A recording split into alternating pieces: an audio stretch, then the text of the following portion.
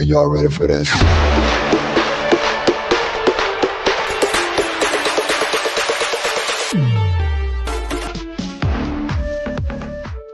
Are y'all ready for this?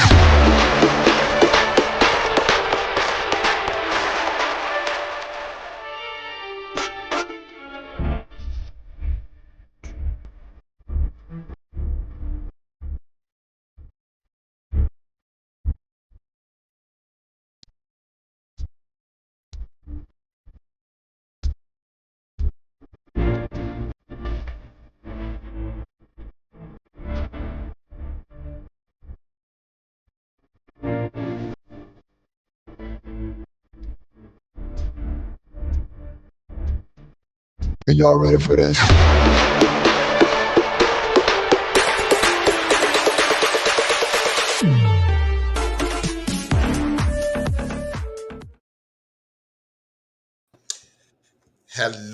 Hello there, and we are live. See, yeah, ladies and gentlemen, see, it's episode 6 of the Gooners and Magz show. And you know what? I got my right hand man, down here. And you know what? Yeah, it's episode 6, baby. It's episode 6. See, yeah, no other person than Steve Machala. You know what? Yeah, he's on his last year shirt. Yeah, see, yeah, guys, yeah. Catch me just for 1 hour. I'll be on Steve's channel from 8 to 9 p.m. Of course, he will be having a watch along for that crunch match, Juventus against Lazio, and that's why he's wearing the Lazio shirt because you know what? Steve-O, he supports lots of clubs. He loves Newcastle. He also loves Lazio. I remember fighting with him about Savic Milinkovic. He never wants that guy to leave that club. And Steve, he you're didn't. welcome to the show. And he Episode didn't 6, leave. man. And he didn't leave, which is the And he the didn't funny leave. part. I told you, bro. Yeah, Lotito, you said it, bro. You said it, bro. Lotito keeps a hold of the players somehow, some way. Lotita. Claudio Lotito.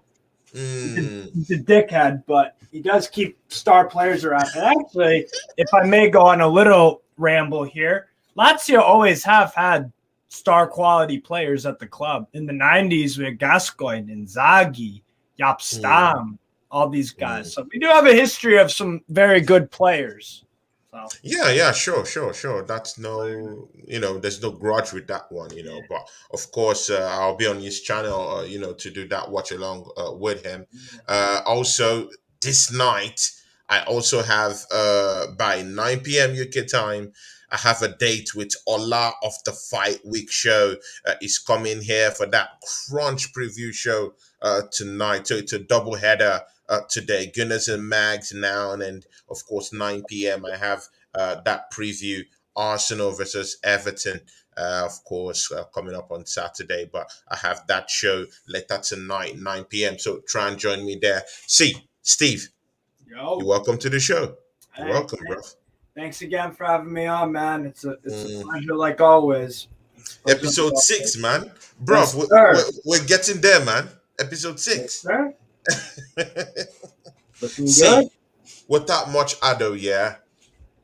Newcastle transfer window. What can you say? Take us through what has happened during the transfer window. What you think? Is popping. Gordon. All these guys, yeah, that came into Newcastle. Chelsea OG is in the chat. Chelsea OG, pop in, man. Why don't you want to come into the show, man? Pop in, Chelsea OG. Pop in. See, yeah. Steve. See. Yeah. What has happened with Newcastle's transfer window? How would you rate Newcastle's transfer window? Who are the ins? Who are the outs? John Joe Shelby getting that much expected, way out. Was shown the exit out of Newcastle. John Joe Shelby, what a big servant for Newcastle United. Left the football club. See, rate. Okay, I'll tell you to rate it later. But just tell me the ins and outs in Newcastle. And what do you think about the transfers that happened for Newcastle? Yeah. So we signed signed Harrison Ashby, 21-year-old kid, right back from West Ham. Looks to have a promising future. I've heard a few Hammers fans say that they wish they could keep him around, and they kind of actually would rather, because let's say the worst comes to worst for their situation, they go down. A few of them have said the best case scenario would be Ashby starting in the Championship and developing for West Ham. He has some clear potential, but West Ham needed to get some money for him, so they decided to part ways. And it was all due to playtime, with Soufal at right back, with Thilo Kehrer as well. Harrison Ashby was looking for a way out, so that's the first one we signed up. And then the other signing was Anthony Gordon from Everton. Those are the two from Everton. Yeah, for about 40-50 million. Thank you for weakening. Thank you for weakening the side we're going to be facing this weekend. No problem, Tony. I did it. I did it for you, Tony. I did it for you. Steve dragging the knife in. See, Gordon coming into Newcastle. Like, was that a necessary one? I trust Eddie Howe's recruitment, right? Because if you and I think I've either talked about this with you or with some other people, but bear with me. If you look at Eddie Howe's recruitment at Bournemouth, some people want to say that it wasn't that great. That's not true at all. If you look at those signings and look who he signed on very, very, very low fees, Callum Wilson was bought for, I think, only $2 million from one of the lower tier clubs. Ramsdale was purchased for peanuts, less than £1 million. They flipped him for some money to Sheffield United. Jefferson Lerma was a good recruit, the most expensive still before this window in Bournemouth's history, and he's been a great servant for them for the years. Josh King banged in goals, and now Dominic Solanke. The price was high, but he is doing pretty decent for them right now. Everyone thought that he wouldn't, score a goal or anything like that. He's got 5 or 6, so he didn't come good under Eddie Howe necessarily. But there aren't many bad signings under Eddie Howe at Newcastle or at Bournemouth. So I trust his recruitment. I trust in his vision, what he sees in the player. He could work in the team. I think he definitely could. He has the attributes. So who is he gonna bench? Like, the thing about transfer windows, it's not generally about who you bring in or what circumstances that they come into the club. What really matters is that, can they be able to do a job for the team? Do you necessarily see Gordon as that kind of signing that can actually be a like-for-like replacement for any of the players jostling in the same position with him? I think he's better than Jacob Murphy. So there, straight away, it makes Jacob Murphy third choice off the left.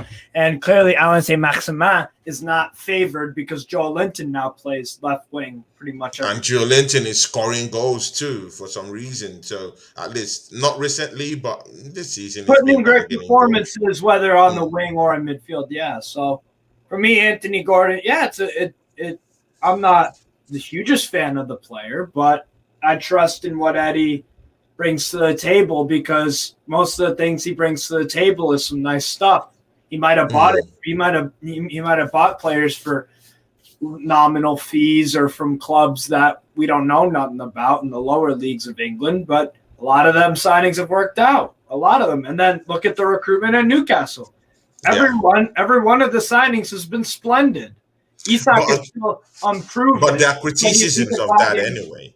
What? That criticism. People were thinking that, because of this newfound wealth with Newcastle, Right. People were thinking that they would just go into that market and just spend half a billion pounds. Do what Chelsea or 300. Like, do what Chelsea did, right?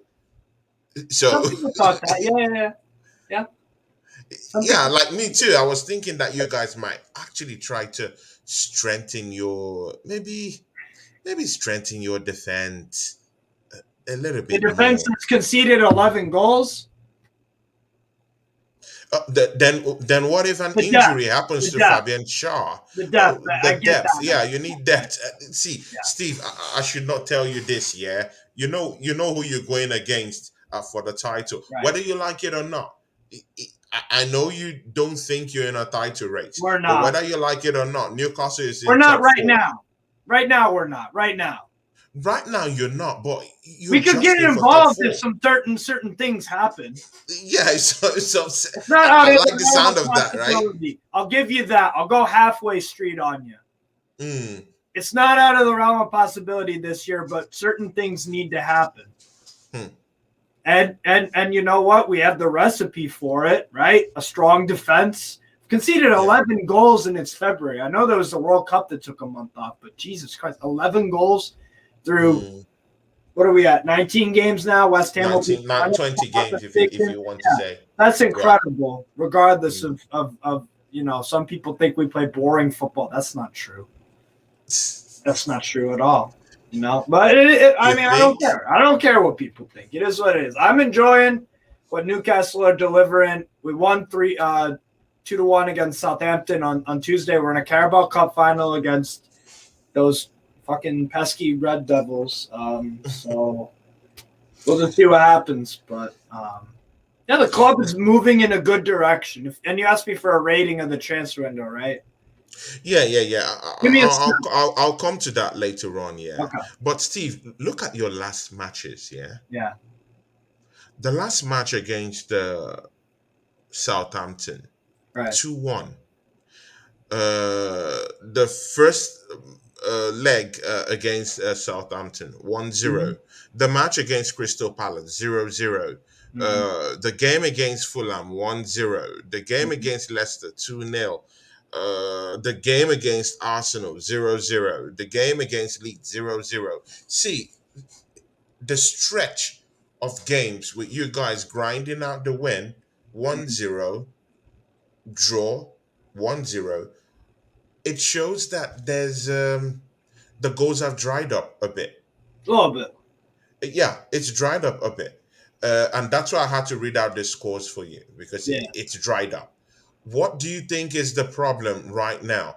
Do you think what's going to be happening right now is that Eddie Howe said, you know what, let's just keep grinding out these results, 1-0, 2-0, 2-1?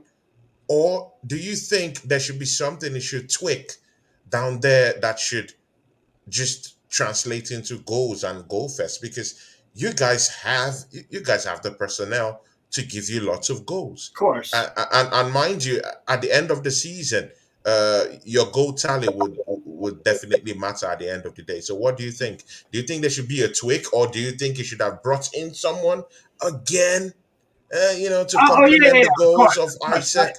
So what do you think within those times? Oh, no question. I'd love to get more sign. Who wouldn't? What club in the world outside of Forest and Chelsea are the fans like, give me more, give me more, give me more? Give me more. You know what I'm saying? Yeah. Of course, that's the fan side of things. Of course, I'd love to sign Musa Diaby. Of course, I'd love to sign Osimhen, Kvaratskhelia, any of these guys, Milinkovic-Savic, Enzo Lefi, and Melo Gusto, whoever the hell. I'd love to sign all of them. Yeah, of course. But the way that they're doing it is, to me, you know what it says? It says that summer could be crazy, like Chelsea level crazy. Yeah. You guys might just go on a spending spree, bro. If we get Champions League football and you look at that we didn't spend in January, that means, you know how they always say it's a war chest? Nah, dude, this is gonna be war chest. This is gonna be a temple full of money, not just a chest, bro. It's gonna be a fucking temple. Exactly. Fucking Titanic full of money. But wait, Steve, check this out here. If for some reason Newcastle qualifies for the Champions League, imagine the windfall that will, the flow of money that will pump into the. Now we can truly sign whoever the hell we want. We're in competition exactly. Coupled with the money you guys already have, that's two. Coupled with the savings you guys have actually saved, because you guys have not gone all out recruiting players, with exorbitant price tags on them. You guys have run a very, very good business. So you can see that in the summer, you guys can actually comfortably actually spend at least up to Yeah, summer could be a half free. a billion pounds. If Chelsea Football Club is spending 600 I know. You know what I mean?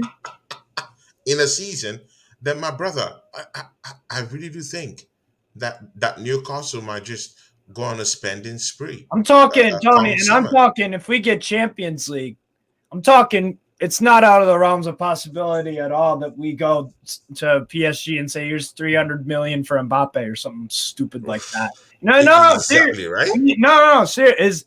It wouldn't surprise me. It would surprise me, man. It would surprise me in a way, yes, because that's crazy. Money works around this. We were in a Money works around this we were parts, in a right? relegation battle last year. Now we're signing Mbappe. If that happened, yeah, that would surprise me. But with the way things are moving, it would surprise me. I think Neiman would be the one to walk along those lines because he might just be jostling for money, at the tail end of his career anyway. Right. No, Yeah. but all joking aside, kind of. I mean, it would be, yeah, the summer could be we could spend a hell of a lot of money. But I'm worried about the here and now. And the here and now looks pretty damn good. In terms of because you asked me about the offensive side of things, we're not scoring as many goals. You can kind of I look at it glass half full, because you know what? Of all those scores you read me, Tony, only one of those was a loss to Sheffield Wednesday, not in the Premier League, with a second string team. So even though we aren't scoring, no one is good enough to penetrate our defense and turn draws into losses. We obviously have to improve the draws to wins if we want to get into a title race. But I think if Newcastle can just win 2 out of every 3 in the Premier League, we'll get Champions League easy. 2 out of every 2 out of every 2. Shout out to Luca AFC who is in the chat. Guys, shout out to Luca AFC who is in the chat. A big friend of mine. Luca, when are you going to come to the show? I'm waiting on you. And please go subscribe to Luca AFC. He's a very good friend of mine. He shouts me out on his channel also. He tells people to go subscribe to me and help me out. Luca, I love you now. You know that, bro. And guys, go there, subscribe to the channel. Chelsea OG, go there, subscribe to the channel. Sebastian, the football fan, go subscribe down there. Tayyib, the legend. Tayyib Hussein. Brother, welcome to the show, man. See, Steve. I know this is a Gunners and Mag show, but of course we can always branch into several areas before we get into Arsenal. Chelsea Football Club, Enzo, 100. Listen, Steve, 107 million pounds translates into 134 million dollars. Bonkers. Guys, what are these guys smoking? Steve, put us in the game. What is Chelsea Football Club in their defense, they bought a goddamn good footballer, and he's 107 million pounds. No, it is crazy. It is crazy, but it is crazy. But we do have to mention. But we do have we. It's not like they're buying Lukaku or something, bro. Like they learned from that lesson. They ain't doing that again. But there's a young guy who's freakishly talented, had an amazing World Cup. I've watched tons of my beloved Benfica this year whenever it's on the Portuguese channel. Sometimes they don't show it. I don't know why. And then in the Champions League too, he's been outstanding. Can play 3 different midfield positions, a 6, 8, or 10. But the question is he what 107 million pounds? No, but is that how we're going to be playing now? Later, Tony, he isn't right now. No, but he will be sooner rather than later if the upward trajectory keeps going. If it keeps going, Tony, I mean, think about it. 12 months ago, nobody was talking about this guy at River Plate. Benfica buy him for 8 million euros or whatever the hell. And now it's gone for almost 20 times that amount. But Steve, bro. He will be worth it one day. £7 million. It's crazy, Bruv, if you bring in those kind of players in, they have to be Mbappe level. Those guys have to be Neymar level. Level's doubled bring that. Mbappe's doubled that. Look what That's what I'm saying. But again, look what level, bruv. Look what Paris Saint-Germain paid Monaco for Mbappe. It was, I think, 224 million. Something stupid like that. Yeah, stupid like that. Along with an obligation to buy. But again, a player who doesn't have Premier League experience. Neither does Mbappe, but he was got silly money too. Premier League experience don't matter. And Mbappe doesn't need to acculturate, right? Because he has a skill set to actually, bamboozle the defenders in England, World right? Cup, Champions League, and in a decent league. Yeah. Mbappe, yeah. But Enzo, he has a longer sample size, but he's done exactly what Enzo Fernandez has done exactly what Mbappe does, just not the same sample size. For 6 months. No. I think you're overblowing this now. Can I explain? What has he done to be placed on that same pedestal with Kylian Mbappe? Let me explain. First of all, remember, I said a smaller sample size. A smaller sample size of what Mbappe, because what did I just say? Mbappe has had a killer World Cup in his career, now 2 of them. Enzo has had 1. That's a smaller sample size. But am I wrong? Both players are World Cup proven, so that's 1 check. Cool. It's not everything, but it's nice to have. Yeah, he's a World Cup winner. Yeah. Right. Yeah. Well, right. yeah. So that's because I rate the World Cup, so of course, Champions League. If you won the World Cup, you're a centurion to me. But again, that international Champions League level player. Yeah. But again, that international football is not the same way. No. I'm moving on to domestic football, right? Now I'm moving on to Champions League. He is a Champions League quality player. He was outstanding in every single one of Benfica's games, and even in the qualifiers when they played Midtjylland. I know it's not the giants of the sport or whatever, but it's still going from Argentina to Europe. But what happens when it comes into the league and it has to go to those cold-driven nights at Newcastle at St. James Park, or a date with the cold in horrible places like St. Mary's, where they have defenders that are ready to cause deadly harm to you. Bro, but this guy isn't a little baby though. That guy is Enzo Fernandez is tough as nails. I have no doubt about the toughness of him. It'll take him a little bit to integrate, yeah, but the guy, he's a warrior, bro. This guy isn't some little soft playmaker. No. He's a nasty. Okay. Do you think he's going to come into the league and hit the ground running?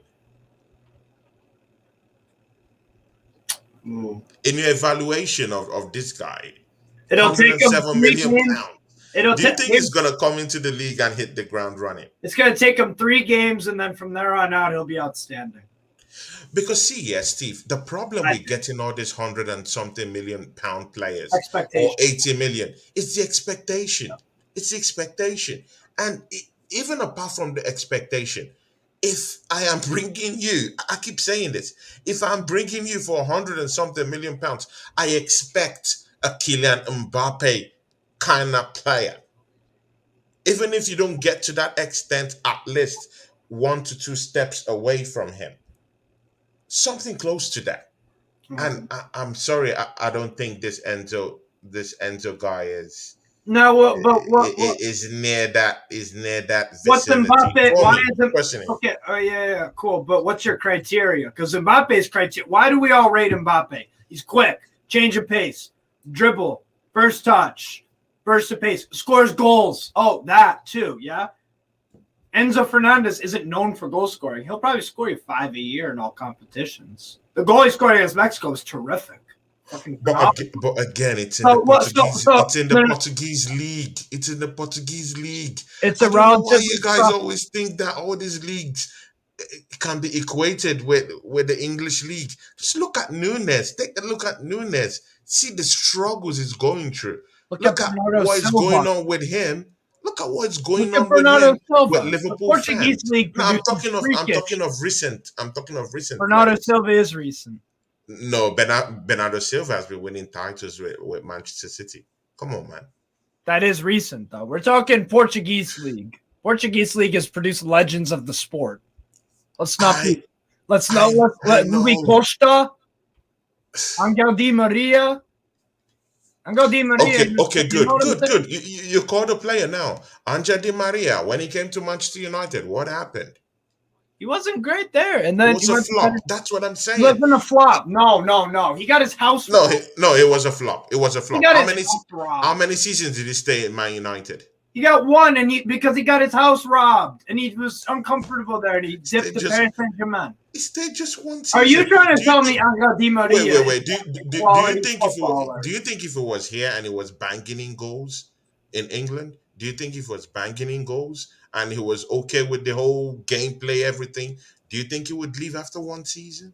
The answer is no. His house robbed. He came in, it was tough as nails, and he couldn't cope with the pace. He just had to go. Tony, that's so not true. He was actually playing good for them. I've looked into his career. How many goals did he score? Okay, good. How many goals did he score? I will look it up right now. Yeah, he ran away from the league. He's considered a flop. So, I don't know. Maybe you're the one that want to venerate him, and give him what. Do you not remember he got his house robbed, or am I going crazy? Did he? Do you remember hearing about that? I'm asking. No. I'm asking. Wait. Do you know how many? Do you know how many outlets get robbed in England? I don't care about that right now. I don't care about that. Gabriel got robbed in England. What are you saying? Did they run away? Yeah, Kolasinac and run away. What was it? Kolasinac. Sterling got robbed while he was at the World Cup. Did he pack his bags and run away from England? It affects different people different. I don't know. I'm not Angel Di Maria. I can't answer to why he did or didn't. I'll look up his goal time though with Man United. It was not bad. It wasn't bad. Okay, what was his goal time? He's a quality footballer that came through Argentina and then went to Portugal. So Argentina, is he a quality footballer? Please tell me he is. But not in England. Okay. Not in England. Yeah. Not in Ronaldo Di Nazario. So he didn't play in England, but is he a legend of the sport? Ruined by injuries a bit? No. Yeah. See, we're talking of the Premiership. I'm not talking of any other league. This is Gunners and Magz. It's not the Italian league. It's not the Spanish La Liga. This is English league. So, yeah. We're talking about the Portuguese league. We're talking about the Portuguese league because we're talking about Enzo Fernandez. That's how we got to here, by the way. We're talking about the Portuguese league. And I was saying, and you were saying that, what? No, tell me, wait. I'll let you speak. What were you saying about the Portuguese league? No, you speak. Okay. With the Portuguese league, they produce unbelievable amounts of talent, whether that's for the Premier League, which they do. There are many examples of fantastic footballers that have came through Portugal or made their way from Argentina, played at Benfica, Porto, wherever the hell, and then they come to England and they dominate and they're spectacular. There have been. It's a league that produces quality players. Note the difference. I'm not saying he's not a good player. I didn't say he's not a good player. No, I didn't say his quality wasn't there. I just said in England, 100 million, whatever it is, it's a big. In England, Di Maria flopped, and Enzo for him. Just look at Nunes. Liverpool fans don't even want to see this guy play. That's so not true. Some of them don't. I'll give you that. Some of them don't. But they when me and you were doing a Liverpool Chelsea watch along here, we had Liverpool fans circling us. Yes, Jordan Heyman was here. This guy Diwali was here. Sebastian was here. When this guy wanted to, they didn't want to see this guy's face in that matchup. And it's not only them. I have other Liverpool fans. They don't just want to see Nunes play. Nunes he came from the Portuguese league. They want Cody Gakpo to be there to play. So, see, bro, and he's not even lighting up the league right now, yeah? Not He's yet. not doing that, right? There have Yeah, been so that's Tony. what I'm Tony, saying. there have been many players that have come to the Premier League for huge fees. They weren't amazing right That's what I'm away, saying. but they came good. Pipe it low, pipe it down low for this Enzo guy. Don't say he's coming to be a killer down here. He will be a pipe killer, but it might low. take some time. Yeah, I take know it he easy. will. I know he will. Yeah, just take it easy on him, bro. Don't give him too much like hype or like, as if he's some Haaland type of player or something like No, that. but he's not a Tony. You're comparing a midfielder who isn't renowned for scoring goals to Haaland, Mbappe, price tag. But that's not what Enzo gives you. Enzo doesn't give you goals. I said about 5-6 goals maybe a year. No, it's not even really about goals. It's about his gameplay I'm talking about. Like, he might not find his feet. There's a possibility He might not of be that. a Partey or Casemiro right away. Yeah. Something like that. He might not just be that player that would enjoy Might and not, settle but I down think in he will. England. I think he will be. Time and time again, we've Yeah. seen things like this happen. Yeah. Oh, yeah. Time and time again. Look at Lukaku. In England, he has never settled in England. Manchester United, Chelsea, and he's a 100 million player. In Inter Milan, banging in goals, came back here again, flopped again, had to go back again to Italy. And now he's crap again because he's crap again. He's terrible this year. Terrible. Okay, Steve Machala, rate Newcastle's transfer window over 10. Yeah, 7. 7. 7 out of 10. Isn't that too high? Especially when no high profile player, apart from Gordon, who is not too high profile, came in. Tony, like I said, I would have loved to sign maybe 5 players or whatever, but we got 2 promising young players, and from what Eddie Howe has done at his time at Bournemouth with recruitment and what he's done at Newcastle so far, it seems like I can get behind what he's doing. It seems like there's some proof in the pudding. So that's the thing. We're in a cup final for the first time in 24 years. If that sure. I give that to you. We'll even come back to that. We'll come back to that, right? Yeah. We'll come back to that after I'll finish. So yeah, I give it a 7. 7, right? Okay, good. Decent enough. Pretty pleased. Yeah. Steve Machala, the elephant in the room, Arsenal Football Club. Right.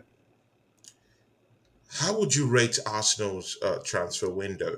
And again, the bringing in of Jorginho at the last minute. What does that say to you? And again, mind you, this guy came in without any haggling in prices. 12 million, easy peasy, just came to the club. Is Arsenal becoming a pension a pension home for these Chelsea players when they're in their retirement age, and they just come in to have their paycheck, their pension paycheck at Arsenal Football Club? Is that how you see it, or do you see it from a different angle? And this is not necessarily my own take. I'm just a presenter. I might have different views about the whole thing. Do you really think that this helps Arsenal in terms of squad depth in order to go ahead and win that title come May? I mean, I think you'll win the title regardless. I don't know why you guys signed Jorginho. I don't think he fits the way you play whatsoever. I don't think he's the right profile. Arteta likes him, so maybe it will work out. But Kivior, a huge fan of, so I like Kivior. that. And I've told people about Jakub Kivior. He's going to take, I think, about a year. But after a year, he'll be a regular rotation starter with Saliba and Gabriel. He'll be a regular in a year. Give it a year. He's got some work to do, but he's got a lot of the fundamentals. And then you sign Trossard too, and that's a great signing. So then we sign Trossard too, right? Okay. Before you go into that rating, Jorginho, move into that Jorginho aspect for us. The Yeah. little I know about Jorginho, of course, he's a well-respected player, of course, in the industry. He's won lots of trophies, yeah. Let's don't take that away from him. He's a Chelsea legend, whether I like it or not. Whether you call him a traitor or not for leaving the football club, that's up to anyone that thinks about that. But again, this guy came third in the Ballon d'Or just three years ago or 3 seasons ago. He's just that good. He's an Italian. He's won the Euro League. The Euros, yeah. Yeah, in the Heroes. Yeah, he's won the Hero UEFA Cup. Also, he's won the Champions League. He's a very, very decorated player for Italy, club and country, and also Chelsea Football Club. He comes at the age of 31, born 1991. He's not too old, but he's old enough when you're looking at the range that Arsenal have in their football club. Good and okay. Steve, do you see any positives about that signing in any way, without any bias? Do you see any positive? Is there anything Jorginho can bring to Arsenal? He's better than Sambi Lakonga. I give you that one. There you I go. give Experience, sure. mm, That one too. The mentality is probably good, but ultimately, if you're not good at football anymore, which I haven't seen Jorginho play a good game for quite a while. I don't know about you. I've been pretty underwhelmed with him for about probably a year and a half now. He's had a sprinkle here and there of some okay performances. Don't you think Chelsea Football Club has been poor over 2 seasons? That's why his performances hasn't been that good. It's a collective game. Last time I checked, it is right? a collective game, but you asked me to talk about the individual, so I have to give you my opinion on the individual. I haven't been. Yeah, he's in a crap team, and he's been playing crap. Maybe it's a byproduct of being in a crap team, or maybe he just is crap. He'll be okay midfield cover for you, but the way you handled the Caicedo thing was stupid. And I think the Caicedo, it's heartbreaking, man. It's heartbreaking, bro. You guys need to move on from this Edu guy. I'm sorry. He screws up every big deal that you can. I'm sorry. I would move on. It's shocking. It's absolutely shocking, my brother. That day. You know what, yeah? Jorginho is now a team member, Right. I didn't want him in the football club. But again, he's now a team member, of Arsenal Football Club. So I give him 100% backing. Because when you don that shirt, that Arsenal shirt, it now depends on your performances on the pitch and on my shirt. If you are putting up the performances, right, I'll give you a kudos. I don't hate no one, bro. I'm a friend to everyone. If you're a friend to me, if you're an enemy, good, you're an enemy. If you're a friend to me, I'm a friend to you. So if it's putting up those performances, see, you know what? Yeah, Steve, I would chant his name. I would shout his name. During the matches. See, I'm shameless. I don't care if he's a Chelsea legend. If he puts up performances that's befitting, of the Arsenal shirt and that number he's wearing, bro, I'll give couldn't it care less who he is, what he's done. Yeah. Because he just wants to see Arsenal win the league. I just want to see Arsenal win. Yeah. And again, Steve, this is where many other people are getting it wrong anyway. It's not that Arsenal's first. It's not that I had a concern about Arsenal's first 11. That's not the problem. The problem was with Arsenal's squad depth. Yeah, that was the problem. With the 11, I'm good and okay. It's not a problem for me. We can go. Yeah, first off, it's fantastic. Yeah, it was just the squad depth. So I don't want people to kind of like. Just confuse the whole thing. This Jorginho thing doesn't have anything to do with the team, really, really, because our first 11 is still there. It's just the cover, that should come in and cover the team just in case Thomas Partey gets injured. If you check Sambi Lokonga, it's nothing to write home about. Is Jorginho a big upgrade on him? I think yes. Do I think Jorginho will come in and help this Arsenal team? Steve, I think yes, in a way. I think yes, because I think the reasons why he's having problems with Chelsea Football Club is that Chelsea hasn't been on form Yeah, for the they're past two garbage. seasons. Yeah, That's one. And secondly, Jorginho thrives in a possession-based team. yeah, When he is playing, mostly during when the team is playing with like Napoli, Chelsea Football Club, when they are actually winning the possession game in those games they're playing, you just see Jorginho's game come alive because every other player around him comes alive. It's that player that needs the people beside him to be strong and up. You know, he needs those guys to be to move upwards before he can actually move upwards and mm, try to spray those passes here and there. But if you're not with the possession, then you see the dark side of him. That's when the calamity Jorginho comes into play. But if you're a possession based team like Arsenal is a possession based team throughout this season, as we've seen, mm, I think he's going to thrive in this team. So I'm not completely knocking off. I have no problem with Jorginho. My problem is with Eddie yeah, because he's the one that's supposed to bring me a 21-year-old from Ecuador, certain Caicedo, who would have come in and slot into my team with that energy, that youthful midfield marshal who would have been there to run the show in the middle of the park in the absence of Thomas Partey, or even a very, very good like-for-like replacement for Granit Xhaka. But I don't know what he was doing. yeah, But in any case, we have to just make do with what we have. yeah. But Steve, yeah, I don't know if you've been watching anything to do with Spezia because I know you watch all these obscure leagues, bro. I'm not like you, but bro, Yeah, Spezia, have you watched Kivior yeah, down there yeah. before? I would tell you if I did or didn't. I'll tell you how much I watched them, if I have seen bits and pieces, or I know the guy like the back of my hand. So no, but yeah, it was Spezia. They played a back three. Actually Ethan Ampadu's on loan with them, so they play in a back three. He had his best performance of the year, if you're asking me, was definitely the one against Napoli. They only lost 1-0 to them at the Stadio Diego Maradona, and they defended really well. And I thought Kivior out of that back three was the best player on Spezia for sure, and best defender and all that. So.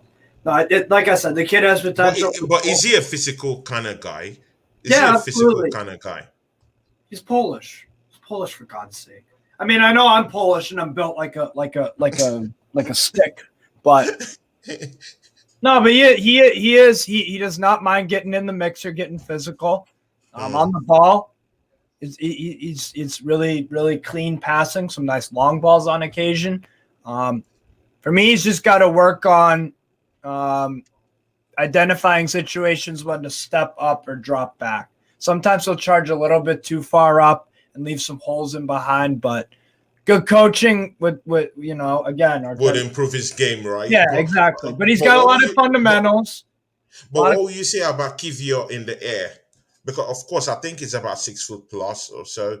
Maybe they're about 6 foot or so within those boundaries of 6 foot or below a little bit. But what would you say about his air game? Do you think he has a good air game? I don't know any specific stats or anything, but in the air, I don't have any complaints. Again, probably not his greatest strength, but it's not a weakness. He's not a weakness, right? And of course, yeah. And of course, Trossard, that came in from Brighton. What do you have to say about that? That's a great signing. You guys did need wing cover, in my opinion, and you got Kivior. Kivior will be decent backup because you'd rather have Kivior step in and learn and develop than go with the old tried and tested failure. Failure, right? So, and then you loaned out Marquinhos too to Norwich, so that could be really, really crucial for a 17-year-old kid to develop, to use the English football in a lower quality league, but it is still good. Trossard is cool, right? Good and okay. Before you rate Arsenal's transfer window to or compare it to Newcastle's transfer window, some other things happened in the Arsenal camp. Yeah, Steve, McInnes that came in just this summer from Brazil has been loaned out to Norwich. Yeah. What do you think about that? Yeah, He like just I came said, in, he hasn't been used. That guy hasn't played 5 competitive games for Arsenal yeah, like I Football said, Club, it's gonna. and he's been loaned out. Yeah. Do you see any positives in that at all? Yes, he needed a loan. Yes, absolutely, he needed a loan. He needed a loan because Arteta played a weaker team against Man City and didn't even trust him then. Clearly, he doesn't think of anything of the FA Cup, so he would have played Marquinhos if he really, really thought he's ready. But clearly, he doesn't because he Doesn't, right? 5 appearances. But that doesn't mean that Arteta doesn't like the kid and think he has some good skill sets and whatnot. He's not ready for Arsenal at this moment, so that's why he needs to develop and learn. He's 17, for God's sake. He's 17. So, yeah, it's a good move to Norwich. I'm not sure about game time and all that, but, you know, a loan to Well, the... he should get game time in Norwich, right? Right. But I'm just saying, I don't know who... I only said that just because I'm not sure who's on Norwich, because they loaned out Rashik Saad to Galatasaray, if I'm not mistaken. So there's one. BX Gunner, big ups to you, man. Across the pond, Sports Talk, big ups to you. Yeah. You're a new subscriber. Big ups to you, man. Much love to from you, man. Across the pond, big ups to you, man. One love. The top gooners are beginning to enter the show. Easy. The assembled is here. Big ups to you, man. See here, Steve. Yo. Let's take a look at this chart a little bit. Our mutual friend here, Chelsea OG says is what it as time passes, like Steve said, referring to that Enzo signing. Yeah. Of course, my friend and affiliate here says here, MEFC Global says here, Enzo isn't worth it, worth that sum. I think his release clause was activated. That's why it was that high. Okay. Good and okay. Let's say Amy Baba. That's my guy, man. My guy. Amy Baba. He says here, he is overpriced. It's crazy how Chelsea is dishing out the millions. Yeah. I mean, you can't say that they don't lack ambition or that they're not willing to spend money or I mean, and you know the other thing is too, it's that there is a clear plan because these guys are young. Young players right? With loads of potential. But Steve, Steve, this guy has bought all these players. He spent over close to 300 and something, million pounds, in this transfer window. Yeah. See, if these kids, if they flop next season, that's not a next season thing, Tony, because. Just because, and sorry to cut you off, but I just need to. I feel like I need to say this. Yeah. Just because you didn't have a good first season, don't mean that you'll never be good. That's all I want to say. Carry on. Yeah, I get that. I totally get that. But next season, after spending nothing less than half £1 billion in 2 seasons, including the one he's just spent now and the one that he's going to spend in the summer, definitely. Yeah. And in a year's time, Chelsea don't hit the ground running. Who, as a Chelsea fan, who would you point your hand to blame? Would you blame Todd Bowley for anything again? No, because like I said, even if next year don't work out exactly how it wants, I mean, the other thing is too, Tony, sometimes flops, you have no control over it. Sometimes it could be injuries. Sometimes it could be off the field stuff that, I'm not saying like, oh, you're not a flop because you're a criminal or whatever. You know what I'm saying? Off the field stuff could be mental health stuff, family, whatever. Like the thing is, it's like they're trying this new strategy out of giving long contracts, and we'll see how it works out. Not all of them are going to succeed because not But every do you single think those signing. signings were strategic?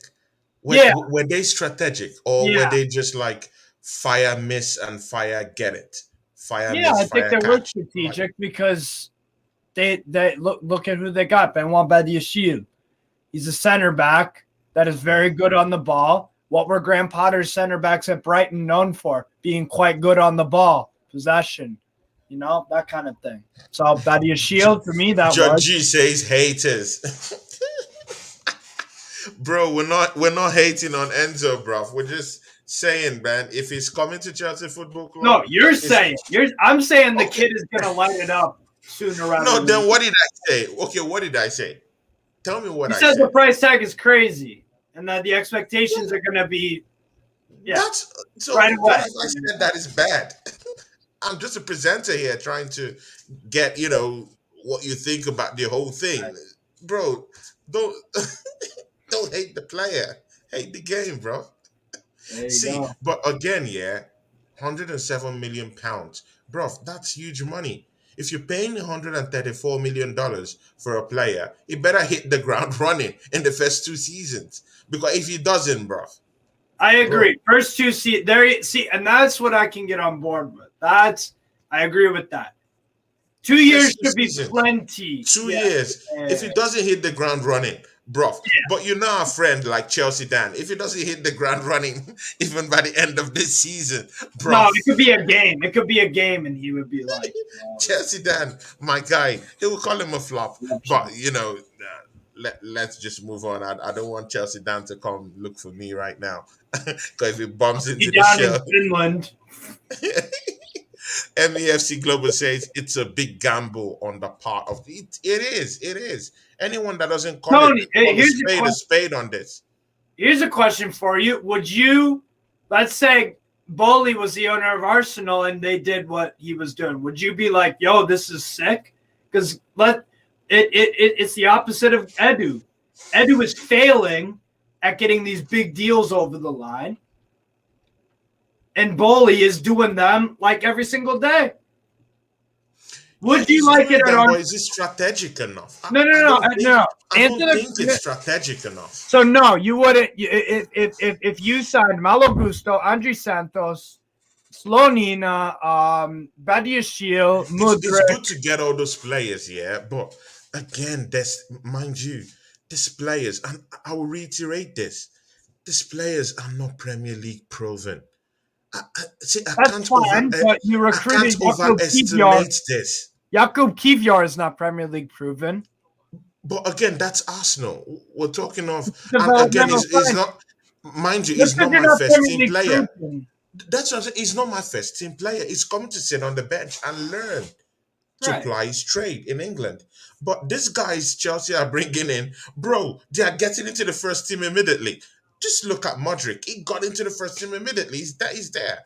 And they can't, and mind you, how can you bring in 100 million plus player or 80 million plus player and keep him on the bench? Are you serious? I mean, we're doing it with Isak and he was 67. But that's Newcastle. But with Chelsea, that's fair. That's fair. But I am just saying. With Chelsea, they would throw those guys. I was just answering your question to be fair, because I get you. But yeah, you're Chelsea, right. They're gonna throw those guys into play. They're gonna play. And again, see, Steve, I have a problem with buying a player for over 80 million pounds or 80 million euros, and they come to sit on the bench. I don't think any fan base. I don't think any club manager would genuinely like that, to see 100 million player Isak on the bench. You and again, you're gonna say it's Newcastle, but you said any fan base. You said any.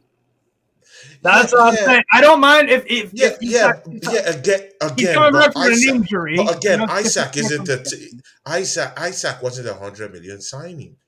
It wasn't even an 80 million expensive. Signing. He's a club record by about 30, but it wasn't an 80 million. million signing. It wasn't an 80 million signing.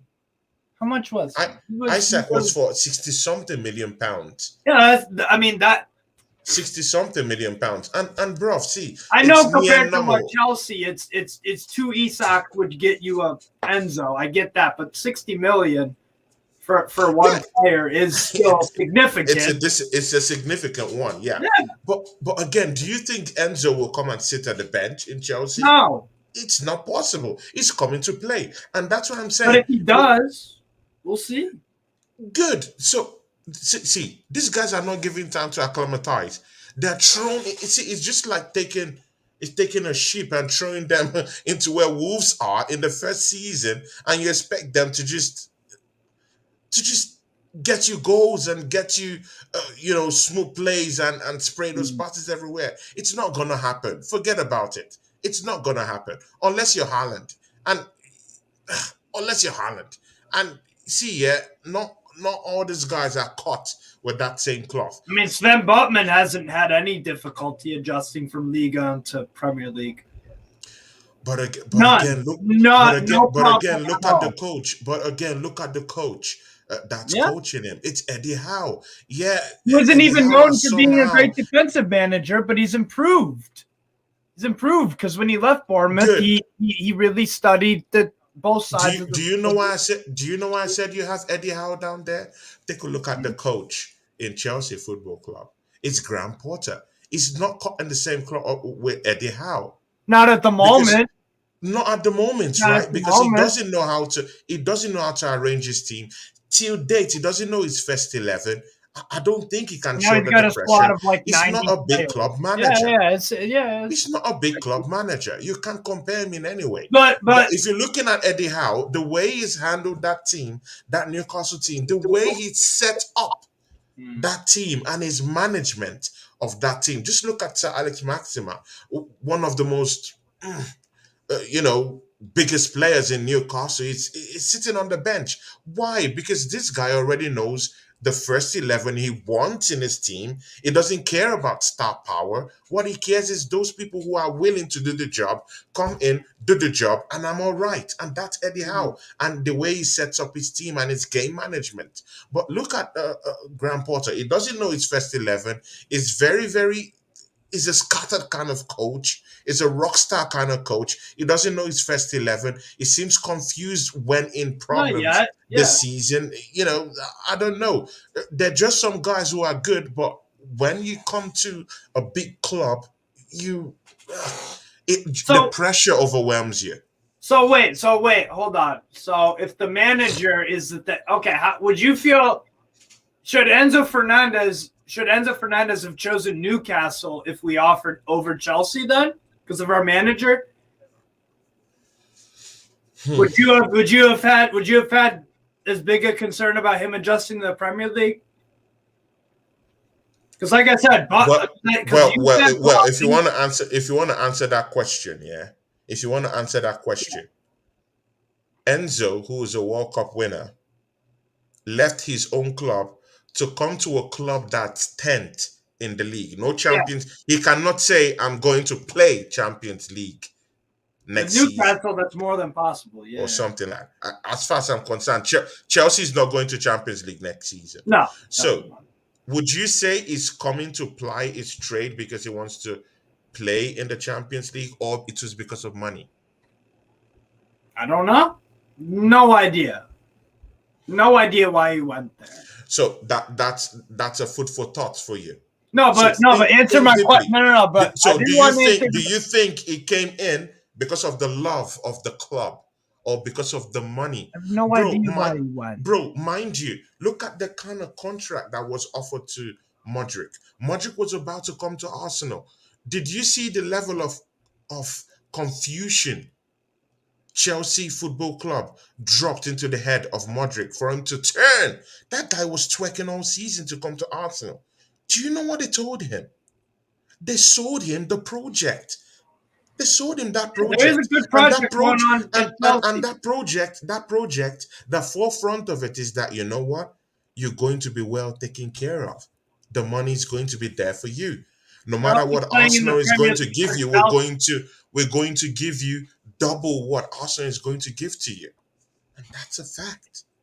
They No, did but answer exactly my that. but answer my question about Enzo if you went to Newcastle. Are you saying that you'd have less concern?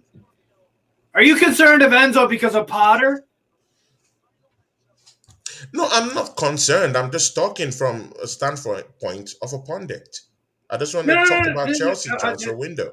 no. I'm talking. No. I'm talking. I'm not really concerned of anything. Do you think he's going to be a good player for Chelsea? I think he's a good player, Do but you think again, he is going to be? I'm I sorry, think so. I'm sorry, not under Graham Potter. Okay. All right. There you Because go. because I don't rate Graham Potter Right. now for But Chelsea. you admit he could turn it around. We'll just have to see. I don't think so. He's not a big club manager. No. But And until Chelsea accept this, that's when things are gonna get okay.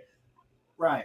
But if they don't accept this, he's not a big club manager. They need to bring in a manager that can be able to take care of what you they've think it's just been a brought bit- in and that's their skills. I don't think Graham Potter's the guy for that job. Don't you think it's a bit too quick to judge? No. Quick. Yeah, he's only Okay. been there for 6 months. Okay. Well, under 6 months, Mikelarteta won the FA Cup. But he had 2 games to win, albeit it was against Man City and Chelsea. Bro, you was see, with Unai Emery's you're team. part of that matrix. You bring With all these Unai Emery's excuses. team. What is 2? Why are you saying 2? There's nothing like 2. He won the FA Cup in his first season. Yes or no? He Steve, did. yes or no? He won 2 games against Man City and Chelsea. Joe. Yes, and he won the FA Cup. Yes. Jeez. I said yes. Steve, did he win the FA? All these 2 Yes. Did Mikelarteta win the FA Cup He in his did, but it wasn't with he didn't start the season and assemble it with the squad. Steve, wait. Both things. Whoa.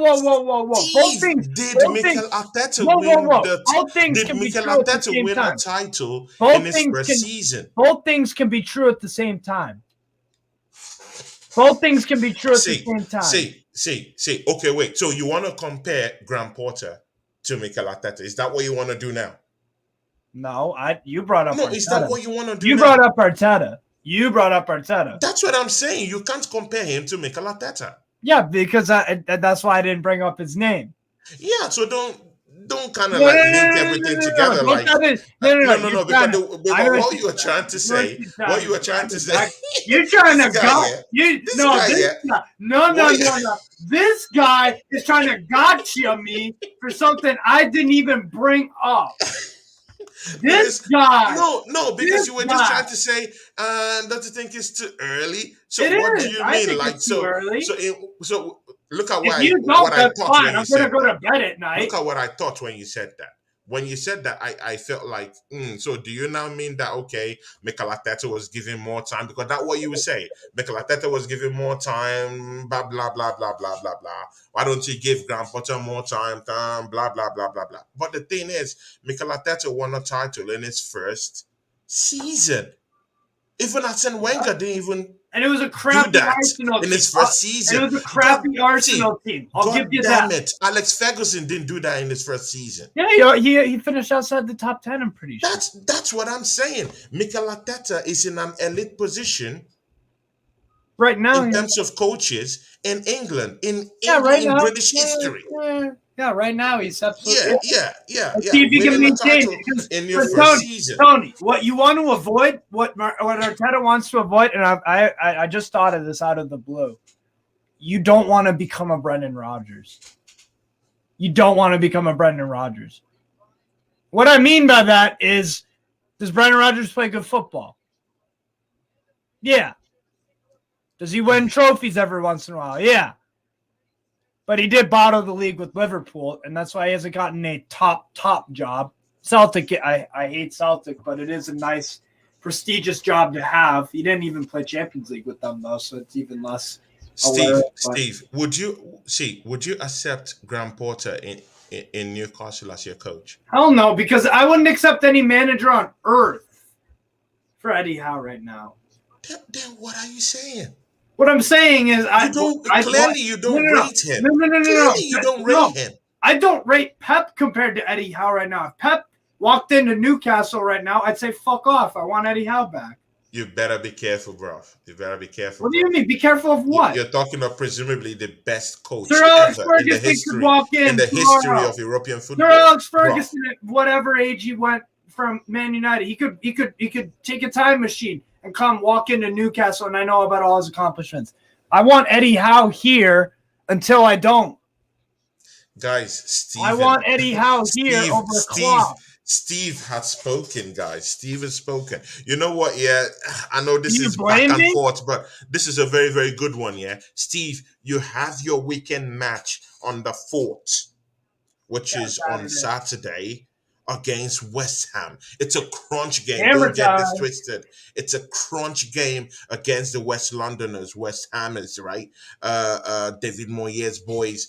See, they're coming to town. They're coming to St. James Park to chop it up with the big homie Eddie Howe. What do you think is going to be there?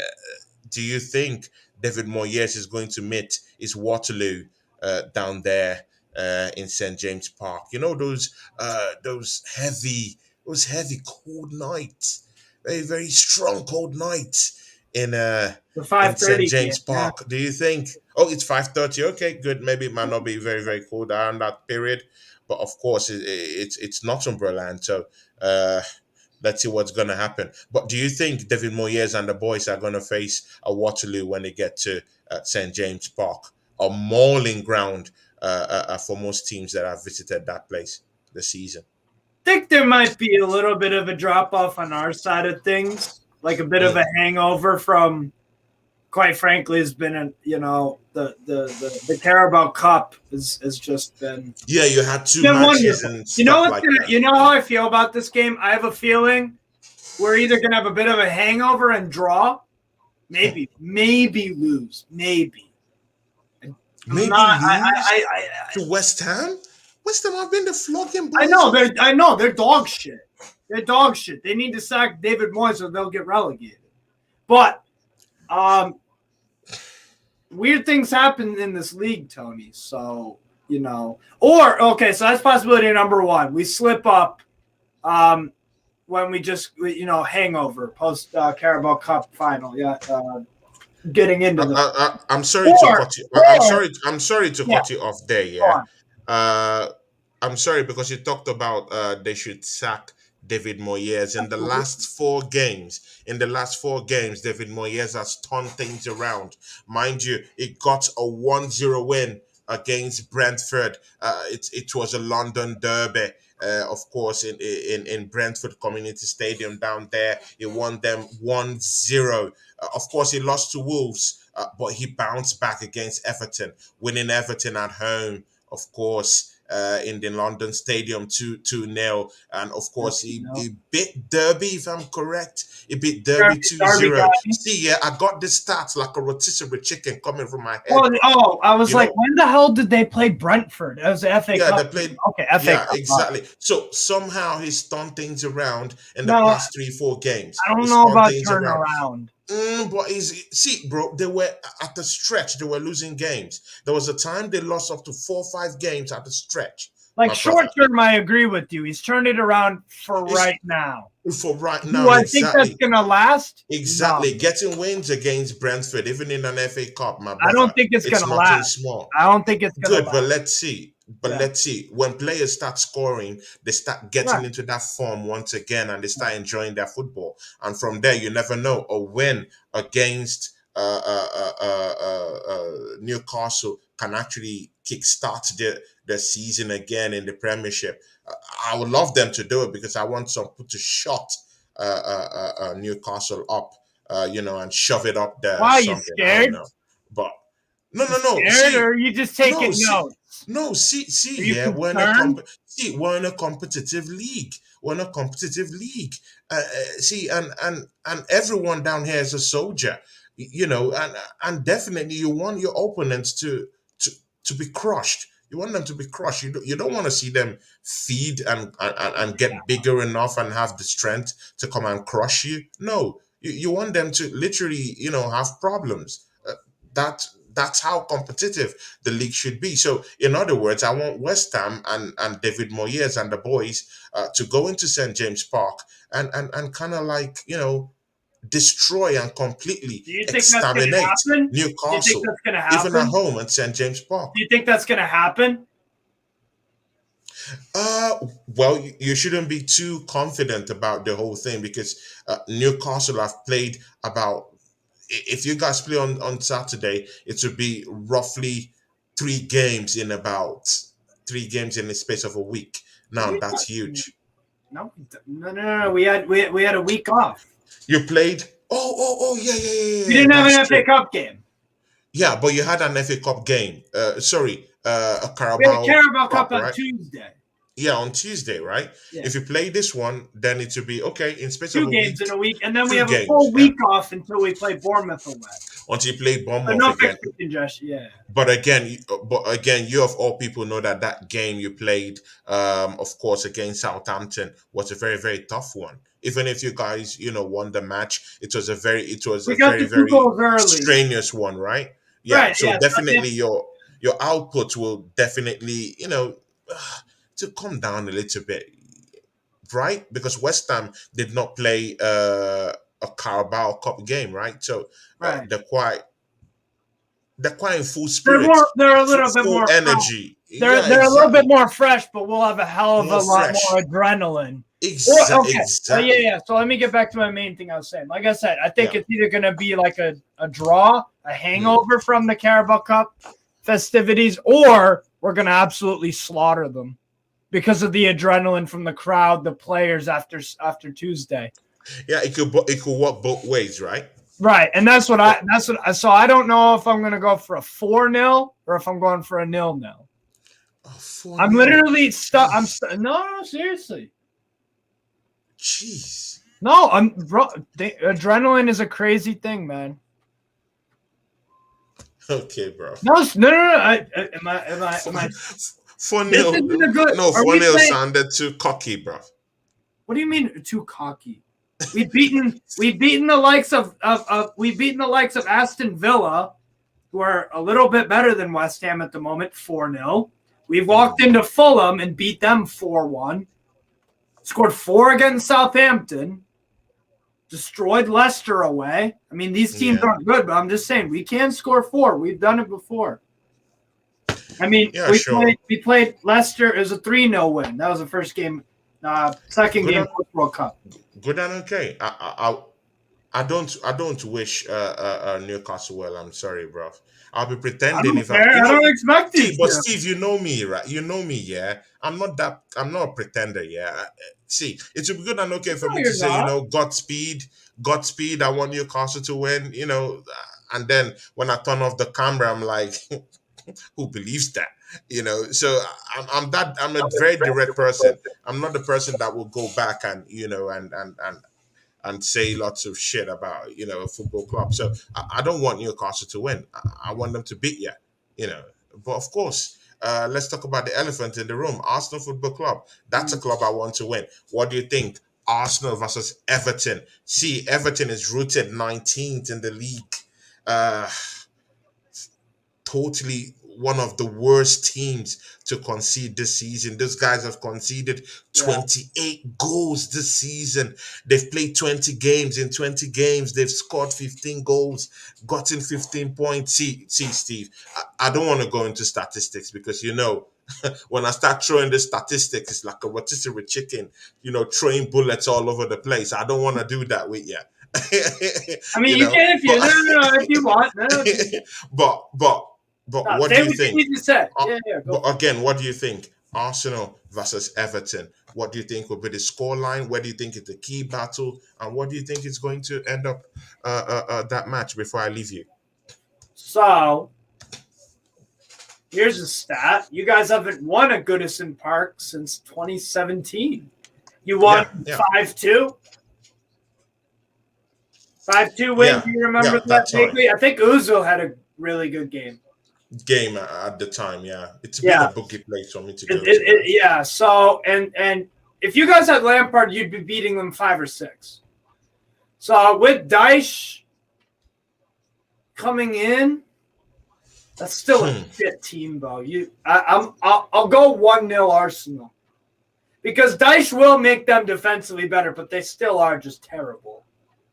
But he'll fix the leaky defense. But there's not. I believe Dyche has the managerial tactical nous to get an offense purring, or to at least just be functional to get results, to get enough. To get results, right? To get enough goals.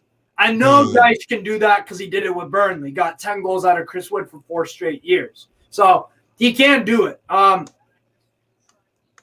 But Dominic Calvert-Lewin is terrible. The Damari Gray is inconsistent. Bro, and the only shining light in that team, they let go. No. I'm talking of Gordon. Good midfield. I'm talking of Gordon. They allowed him leave to Newcastle. Yeah. No, and that's also the other thing too. No, but if you're talking players that I do like from Everton that they do, Onana for me is a very good footballer. Yeah, he's a good player. No, but I do think he has enough to get. What'll happen is Everton will lose a lot of games. The assembled. Miss Melina is fine and okay. Me and I spoke on the phone yesterday. She's just so busy, at this time, with her job, and it's very, very stressful for her to just. Right now, she would even be at work right now, trying to do lots of stuff. But she's okay. I spoke with her yesterday. Big ups to you for the assembled. Thanks. Yeah, Steve. What was I saying? All right, about Dyche and what I think about Everton because you guys are playing them. The sports capital. Steve is in a disco. Always. That's his life, yeah. No, but big up to you, Monte. Love you, bro. Go to the sports capital and subscribe to his channel. Lovely human being. Big up sports capital, Monte. Yeah. Absolutely. No, but with Dyche, I think he'll get them to concede less goals, but you can't do anything. And for me, the personnel there, you don't have enough to get enough goals to survive, in my opinion. So that's why I'll go 1-0 Arsenal. They'll make it tough. I feel like you'll score. I feel like in the first half, Everton will have a bit of adrenaline, bit of a new manager bounce. Second half, I think it'll be a moment of magic, and you'll get the 1-0. It'll be a bit of a pain in the ass game. I think it's a bit of a trap game. But I think you guys will scrape it. Not in terms of when I say scrape it, I mean they're not going to dominate play. I'm not saying that. I'm saying you're just going to be frustrated the hell out of, Dyche getting the most out of what he can with that defense. He's got some okay players to work with. Tarkowski to work with, right? But offensively, nothing. Midfield. Gay is terrible nowadays. So. Terrible, right? No, but if you were Mikel Arteta, do you think you would bring in Jorginho into the fray on Saturday? Do you think you would want to see him play on Saturday? If you were Mikel Arteta, it's not a terrible idea because if Jorginho shit against Everton, well, then that says that might be. It might be a good food for thought, right? Yeah, it might be a little bit of a warning sign. You know what I'm saying? Like, I'm kind of the school of thought. I'd rather get exposed right away or expose someone or whatever. I'd rather know the truth right here, right now, know the truth, than live in denial and then get screwed over at an even worse time. I'd rather, what's the saying? I'd rather, I forget the saying, but essentially I would rather find out what you got in Jorginho right now against a crap team. It will be a challenge still. So he will have to show some quality. But yeah, why not? Maybe give him a start. Look at this comment from BX Gunner. Big up to you, BX Gunner. He says, Eddie Howe and Potter thrive in lower profile teams, not managing circus divas. Oh, God, Chelsea Dan's talking about his trophy. Chelsea Dan is talking about the Champions League. Chelsea Dan. Oh, my God. I love you. I love you. Chelsea Dan, I love you. My friend Chelsea Dan. Big ups, Chelsea Dan. Chelsea Dan. We're actually in a cup final. I wonder who Chelsea Dan wants to win that final. If he wants Man United or Newcastle. You want to rile him up now? No. Who do you think Chelsea Dan wants to win? Does he want Newcastle to win that game against Man United or for Man United to? I don't know, man. Who do you want to win that game? Who do you want to win? I want Newcastle to win. Because you hate Man United. Right. I don't like Man United. The rivalry is still there. And again, I have a Gunners and Magz show here to be a big win for me because, when I created this show, when me and you created this show together, we had dreams that, this season would be a big season for both of us. So that was why we joined hands together and decided to join hands. Whoa. Oh, okay. I'm not even thinking of. I love you too, Tony, but no homo. Oh no! Now the Matrix is gonna come cancel us. They're gonna come cancel us, bro. We're gonna get Andrew. We're gonna get frozen bank accounts and all that. Frozen bank. We can't take an Uber. We can't go to Walmart. No more Ubers again. Because I said holding hands and then went ooh. Oh. No. Now, who do you think? Who do you think will win the Carabao Cup final? Who do you think? Thank God we're not gonna get cancelled, bro. At least we're not. We're not billionaires or something like that. I know, right? Who do you think's gonna win the game, though, Tony? Carabao Cup final. Who do you think? I know you want Newcastle to win because fuck Man United, obviously. But. You know what? Yeah, you know what, bro? I think Newcastle would win. To be very sincere with you. I just think Newcastle would just defend all through defensive discipline. Because that's what we're good at.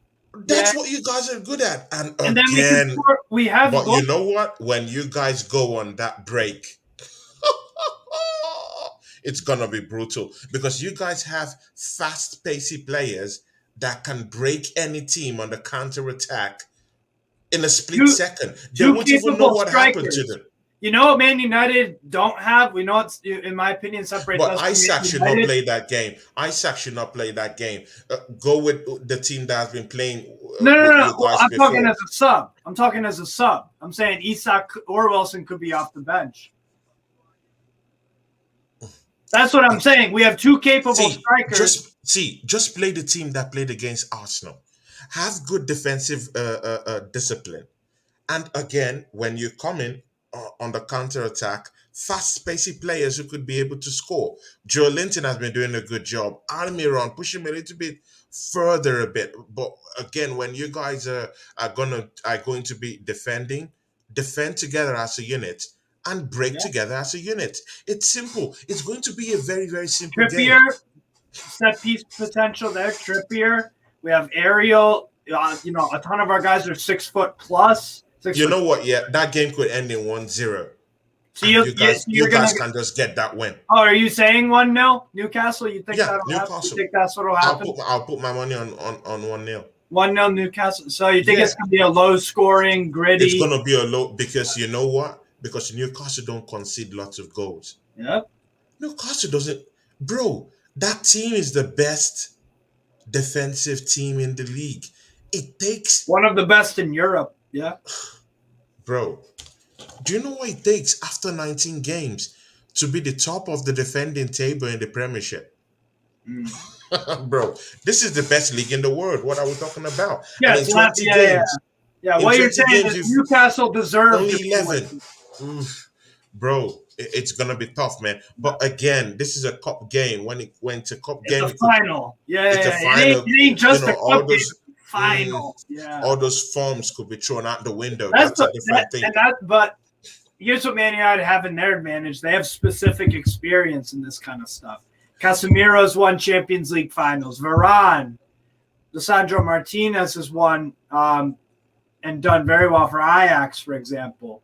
High-pressure club Ajax. Let's not get that twisted. Bradford has won. You've forgotten that this is a team that got a result against Man City. Have you totally forgotten Very, very capable. that this team is the team that frustrated Arsenal Football Club at home, bro? Not even And anywhere, beat you but guys. Yeah, at the yeah. Emirates. Beat No, they you. did not. No, they did not. No, I'm Not at talking the of Emirates, Newcastle now. I'm talking of Newcastle Oh, now. sorry. Okay, Yeah, you guys came to our home and drew with us, and at the Emirates, we've been beasts at home yeah. season. And Newcastle came down there, and you saw what happened. We're You the guys only have team to take taken a points very, off very you. good draw. You said? We're the only team to take points off you in the league at home. Yeah, at That's home. crazy. That's at home. crazy. Yeah, at home at the Emirates. That's crazy. And mind you, you guys have played Man United in the league before. You saw what happened. They barely script that draw.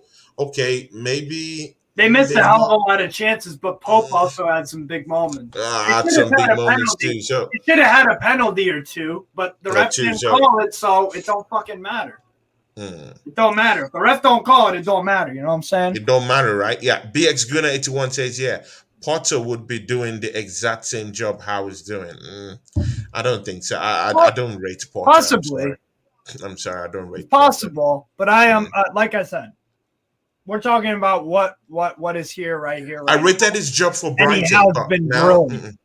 Chelsea, we need to bring a big coach to actually, possibly take the reins. BX Simeon is available in the summer. He might be the coach coming to Chelsea next. No way. Oh my God. No way in hell. No, never say never. It could. It could. It could. It could. I wouldn't recommend it. Why? It's a top coach to me. Simeone is a big coach. Yeah, but what does he do? It's defending. Look how you think Mudryk would thrive at Atletico Madrid playing that way? Hell no. Well, if Chelsea were buying mad defensive midfielders like a Paredes or whatever, or guys like that, no, American. You got to think about this also too, right? The owner's freaking American. Do you think and he's trying to sell his Chelsea product, trying to get more Chelsea fans in the U.S. Do you really think 0-0s with Burnley at home are gonna get get worldwide fans in America? When Americans complain that soccer doesn't have enough goals, do you really think that he's gonna go down that route? I don't think so.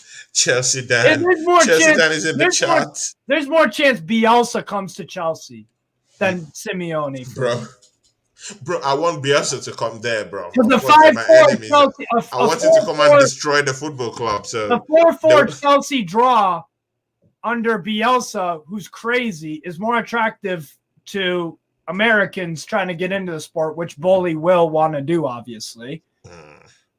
That's going to sell better. A 4-4 draw with Bielsa doing freaking this the whole time.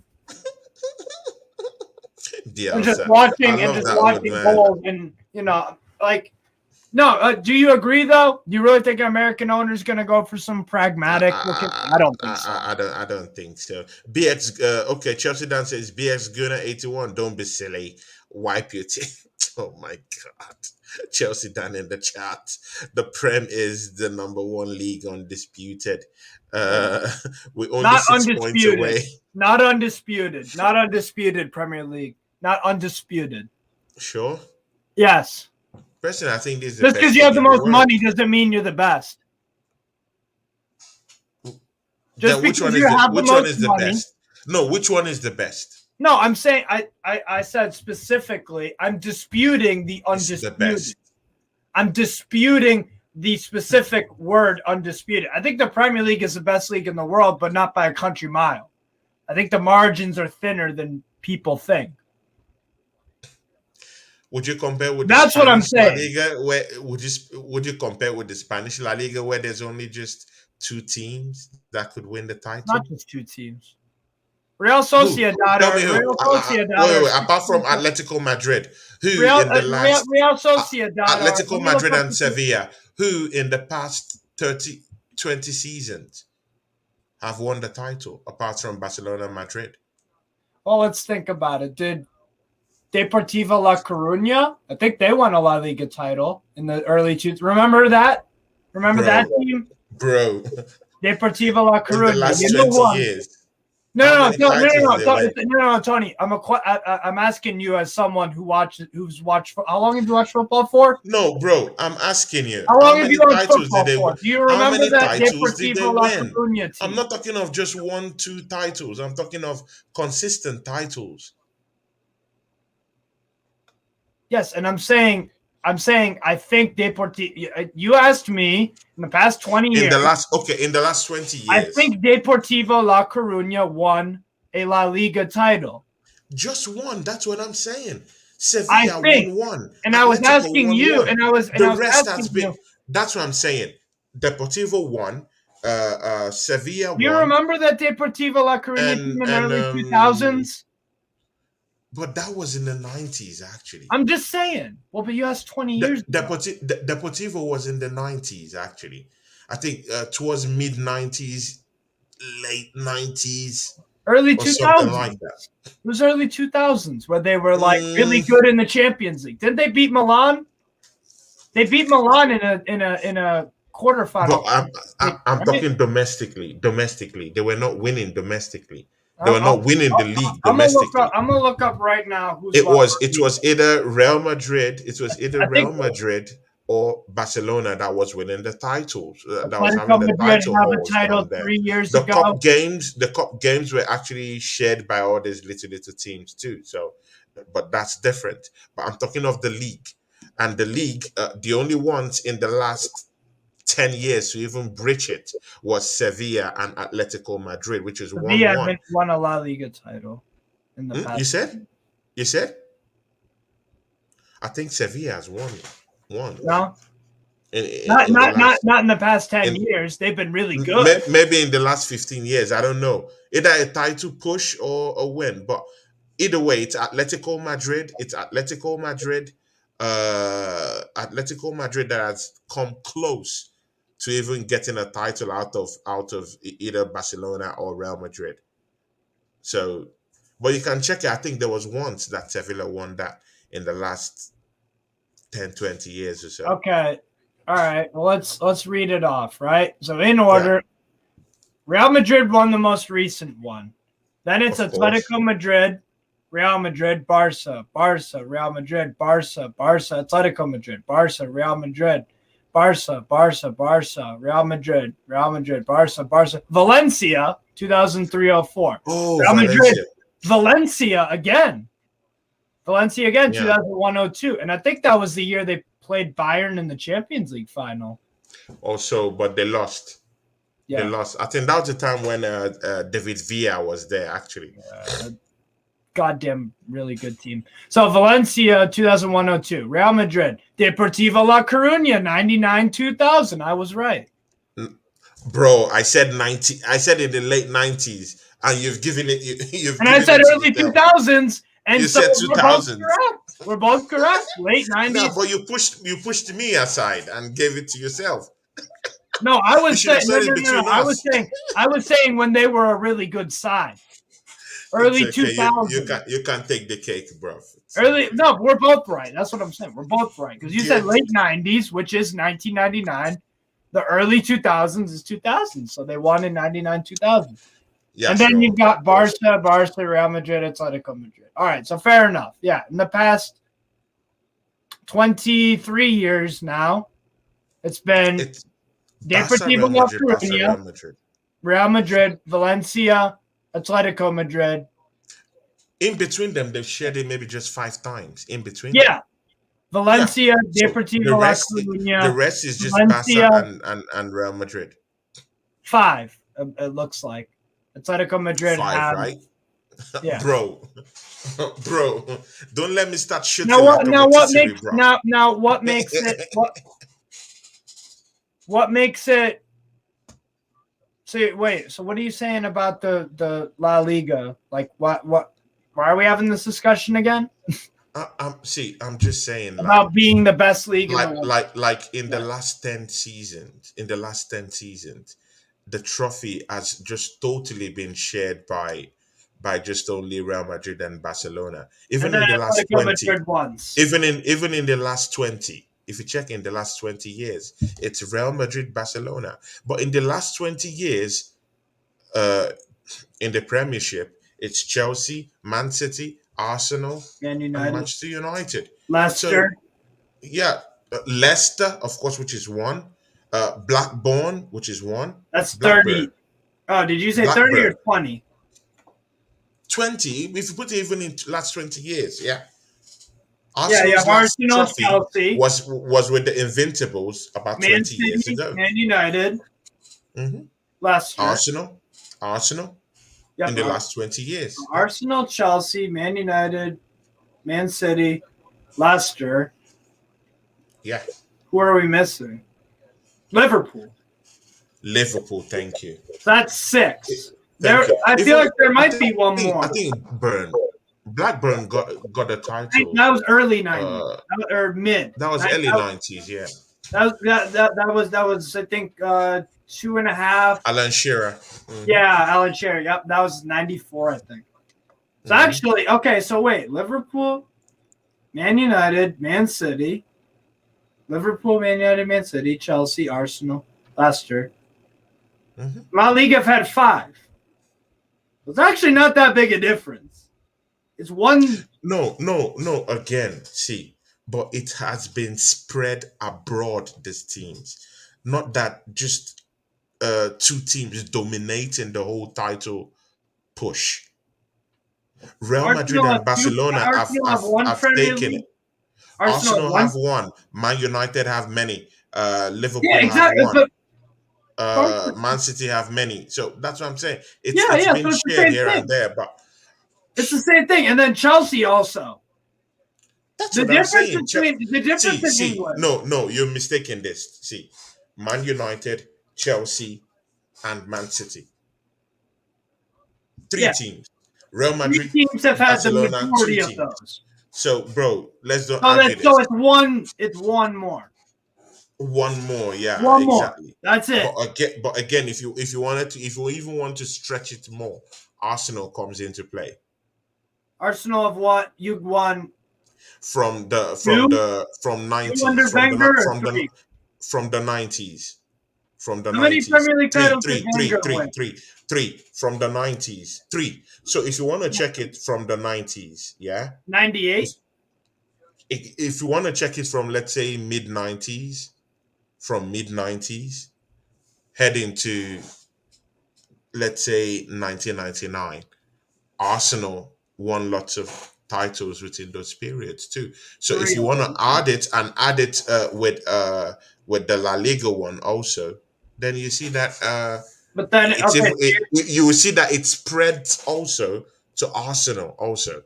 So you can also check it as Arsenal, Man United, Chelsea, and Man City. But with the Spanish La Liga, it was yet still Real Madrid and Barcelona, even in the 90s. Well, let's look at the 90s. So this is from 99 2000 backwards. Deportivo La Coruña, Barca, Real Madrid, Atletico Madrid in 95. 1. Real Madrid, Barca. It's Barca, Real Madrid, Barca. That's it. So if you want to take it even backwards with Arsenal in the 90s, we won lots of title haul within that period. So if you join it with the 2000, so you now have 4 teams that were dominant in the last 25, 26 years. So that's Arsenal, Chelsea, Man United, and Liverpool just won. But Chelsea, Man United, Man City, Chelsea, Man United, and Arsenal. That's 4. While in Spain, it's just 2, the dominant force down there. Of course, Deportivo took 1 or 2 titles here and there. Deportivo was quite good, but Deportivo was more in the Champions League, actually. Yeah, they didn't win a Champions League, but they were very dominant in the Champions League. Yeah, so that's why their name was. Did Arsenal ever play them? Flying around Champions that time. League game? Did Arsenal ever play them? You said? Did Arsenal ever play Deportivo in a Champions League game? Deportivo. You played Villarreal. I know that. It was Villarreal we played. We played Did you Villarreal. play Deportivo ever? No, I don't think so. I don't think so. You don't think so? I They don't played think Man so. United, I think, Deportivo. But we played Atletico Madrid a couple of times. We played Sevilla Yeah. also. Of course, Valencia? Barcelona. Valencia? Valencia. Yes, we've played Valencia, actually. You played Betis? Real Betis. I don't think so. I'm not sure about Real Betis. I'm trying to just remember if. No, I'm not too sure about Real Betis. Not too sure. Not too sure. Those days we were in the Champions League. Those 90s.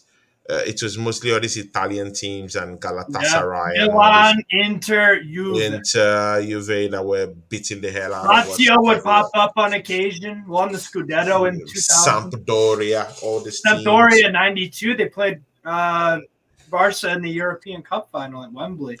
Give me one player for.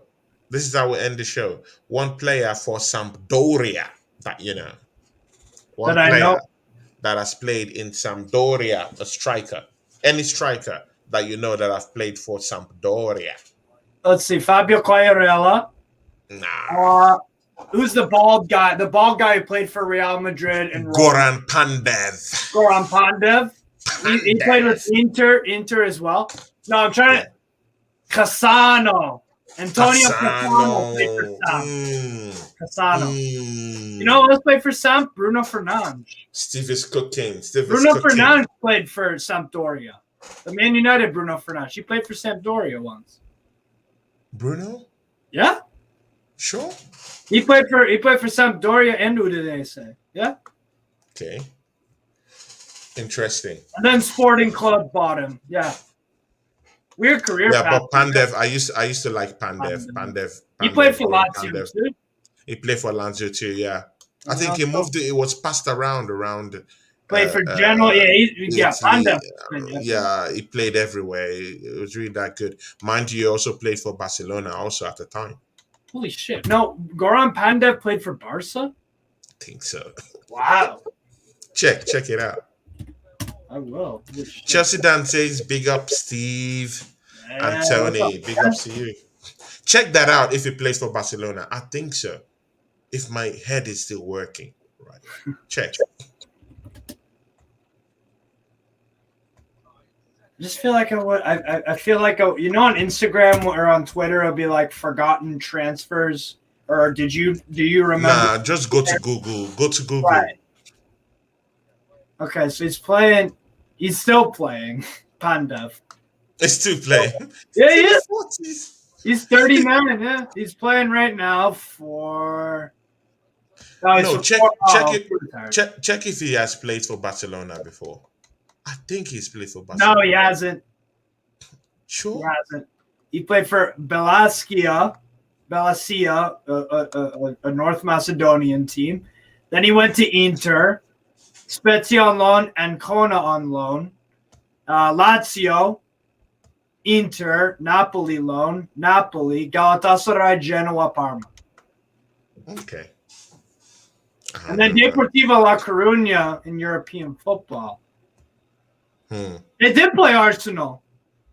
They did. They beat you guys in the 2002 season. They beat you guys 2-0 twice.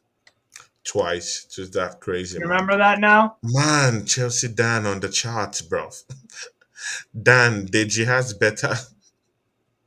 Deji has a better chance. They actually played Deportivo La Coruña played Arsenal on another occasion, 99-2000 UEFA Cup. Because you can't sing Champions League show Aston Villa and not Chelsea Dan. Oh my God. You come to the show to rile up these guys, yeah? I think Chelsea Dan might be under the impression we have Alzheimer's. And that we forget that Chelsea won the Champions League. Oh God. I don't have Alzheimer's. I know that. Do you remember? No, Tony, do you remember when Deportivo La Coruña played Arsenal? You said what? Arsenal did play Deportivo La Coruña. Deportivo, right? Early 2001-02 in the second group stage. They beat you guys twice. 2-0. 2-0, right? 2-0 on both occasions. I'm looking up the game now. That's crazy, though. And now they're in the third tier Spanish football. That third tier, yeah. They didn't manage the cup quite well. The Yuvraj says, please Newcastle beat Man United in Carabao Cup final. As a Liverpool fan. Yeah, Yuvraj, it would be nice to have you maybe for a watch along one of these days, man. My young friend. I know he's also your friend, Steve. Yeah, I like you. Yeah, Steve, let's close the show, man. Let's close the show. 1 hour, 45 minutes. I can't stand Man United. Please win it, Steve. Chelsea Dan is still in 10th and is, oh my God. As Liverpool fan and Chelsea telling you, Steve, oh my God. It's been Newcastle 2-0. Oh God. But only the miss will be boys. Bruno, who sent off at Southampton. Oh, wait. No, Bruno isn't suspended for the final. No, he's not suspended, actually. Because Johnny, I would ask, send the link, my brother, but I'll be removed from the studio. No. For being a bad boy. We're already closing the show. Because you and Steve, you guys don't match together on the show. Jesus Christ. No, that's not true. That's not true. Dad. No, you know how to press his buttons. Yes, because I know how to press everyone's buttons, Tony. That's nothing special with Dan. I know how to press your buttons. I know how to press Andy Bell's buttons. No, but with me, no, bro. With me, buttons. Are you serious? Nah. I know how to press your buttons. Bruv, nah. I would just say bye-bye. I wouldn't even argue with you. And I'll just scream at you at the end of the show.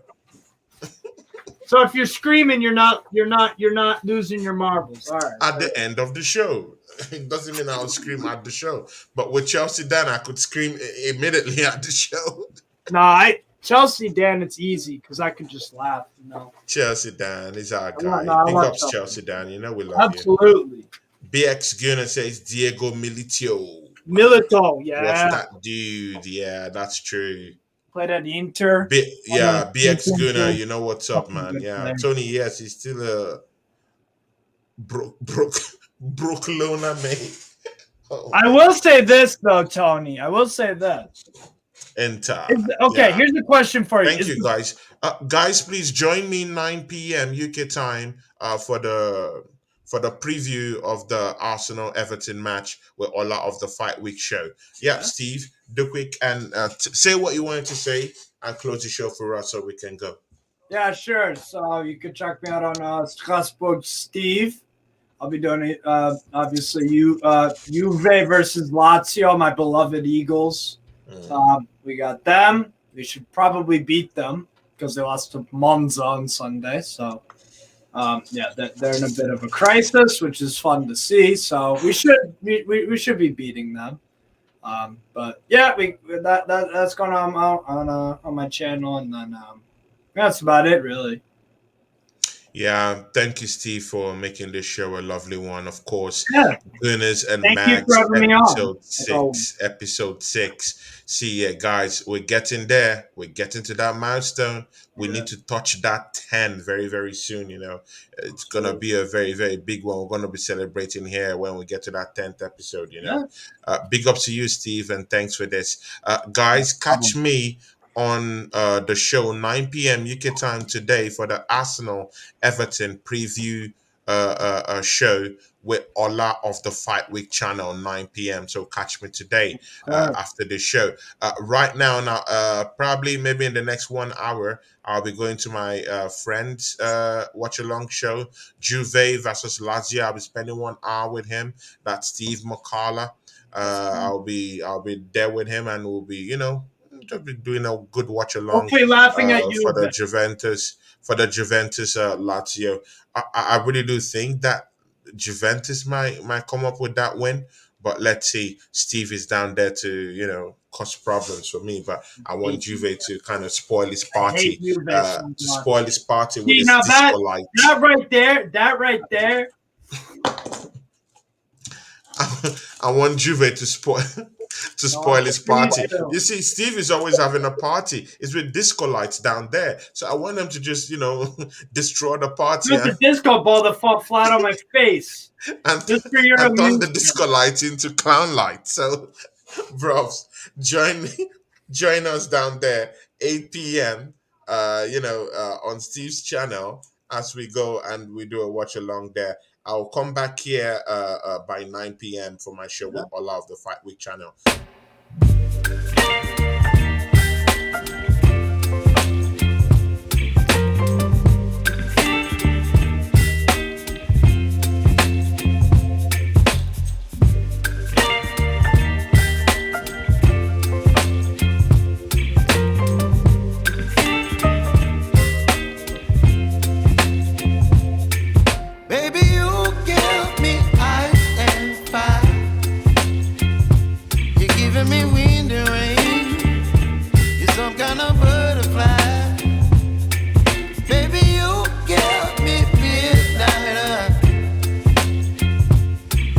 My appetite, don't leave me here.